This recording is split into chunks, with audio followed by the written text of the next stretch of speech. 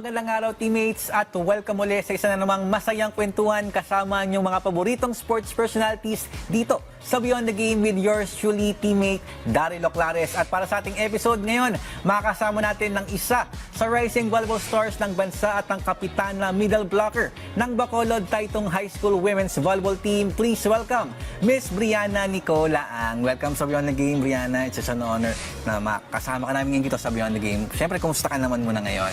Okay lang naman po. Ito, Brianna, last time kitang nakitang maglaro nung palarong pambansa pa, tapos ngayon nandito ka naman sa Manila for the Shakey's Volleyball League Invitational League. Kumusta ka naman ngayon? Di ka ba napapagod na tuloy-tuloy yung mga tournaments mo for this month? It's given that we'd feel tired po, pero we're coping with it well po. Kwento mo naman, paano ka ba nag-start dito sa sport na volleyball? I started it because I was interested in going to school in Bacolod Taytong, and I was encouraged to join the volleyball team po.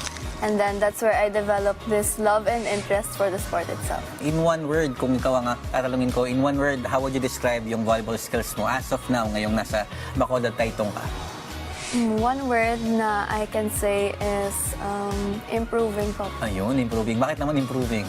Kasi I'm not satisfied with what I am pa right now, and I think I can reach greater heights pa.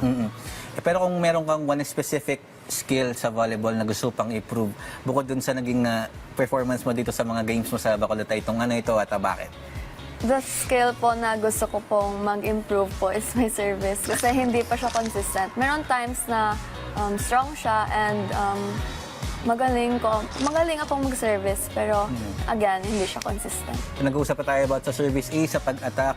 Pero ito naman, ano ba yung mas masakit sa'yo, Brianna? Yung matamaan ng bola sa mukha o yung machine ng crush mo? Ano yung masasakit? Matamaan po. Oo, kahit sino naman, ayaw na matamaan ng bola sa mukha. Pero yung machine ni crush, di ba yun masakit? Nope.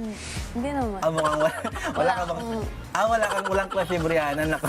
Oo, bata pa si Brianna, mukhang bawal pa. Kung merong sikat na volleyball player ngayon sa professional ranks na gusto mong maging teammate someday, sino ito at bakit? The teammate na... the professional player na gusto kong ma-teammate po is Amy Provido po. Kasi I look up to her as a middle blocker kasi yung skills niya, gusto ko po mag-reach ng ganun. Pinag-uusapan na natin yung magiging career mo when it comes to volleyball. Pero ikaw ba, kung tatanungin kita, Brianna, nakikita mo ba yung sarili mo na itong volleyball na to is, kumbaga, ito na yung pinaka-long-term career mo, magiging professional ka in the future after, siyempre, ng high school and collegiate athletic career mo? Yes po, I can see it very clearly po. Besides volleyball, volleyball is a place where you can find new friends, connections, and outside from that, this can connect with businesses and mga opportunities po. Siyempre, ngayon, graduating ka na for Bacolod Taytong High School and then pa-approach ka na sa iyong collegiate rank. So, pwede ba tumatanong, Brianna, may mga schools or universities na ba na nag-recruit sa'yo na to play for them? Most especially dito sa Maynila, napakaraming top schools dito for volleyball. May mga nag-recruit na ba sa'yo? Pwede ba bang i-share kung sino yung mga schools na nag-recruit na sa'yo for the team? Well, actually, yung mga schools po, wala pang formal na meeting kasi hindi pa ako graduating na sure na. So, pero may dream schools ako po. Ako, dream school. Ano ba yung dream school mo na paglaruan for your volleyball career? It's Ateneo de Manila and De La Salle University. O, top schools din. Blue and green. Bakit mo naman gusto maglaro dun sa both universities na yun? Ano ba yung nakita mo sa team nila? Bakit gusto mong magsuot, syempre, ng mga uniforms nila?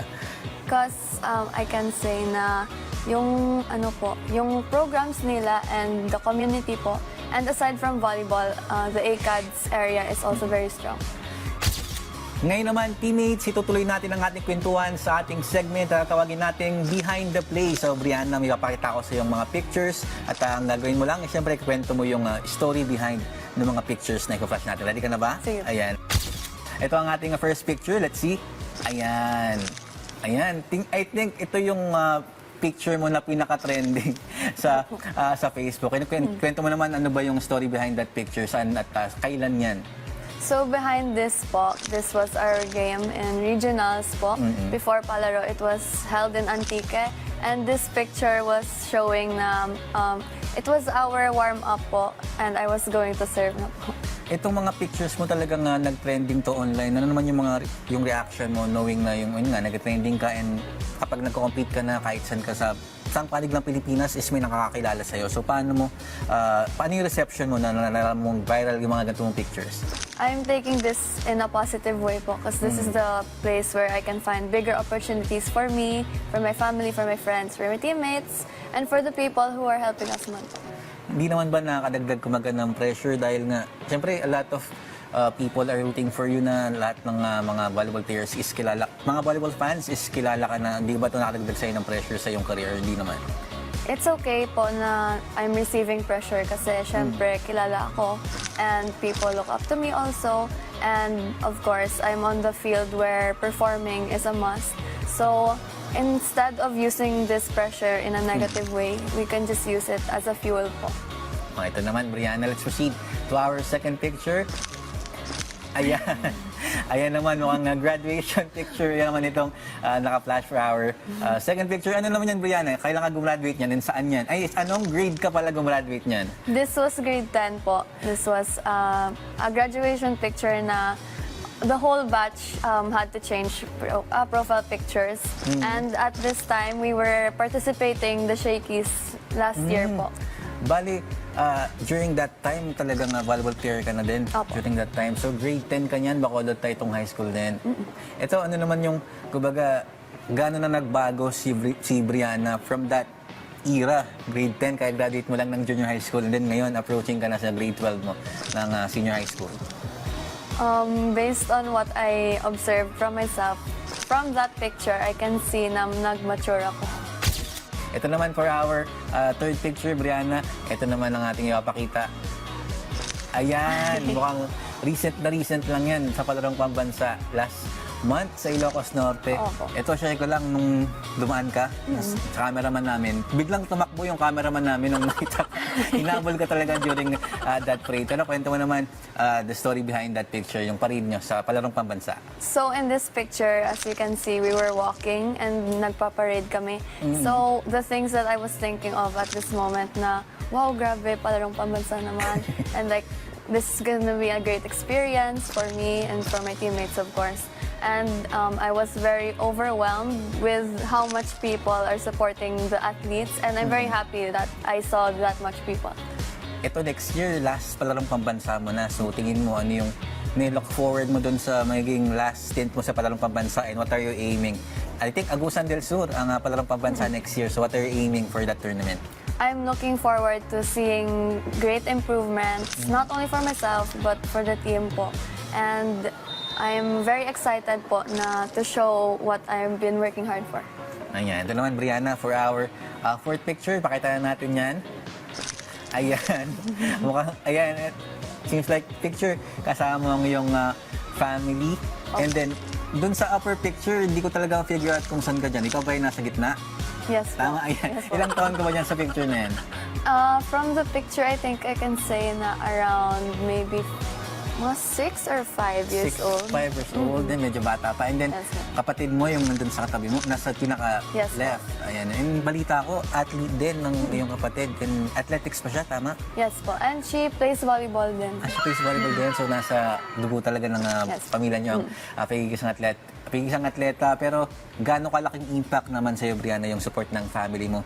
Siyempre, ngayon, student ka and then student athlete, tapos volleyball ka ngayon, and then in the future, you will pursue itong career nito. Gaano naman kalaki yung suporta ng iyong pamilya dito sa path na tinatahak mo ngayon?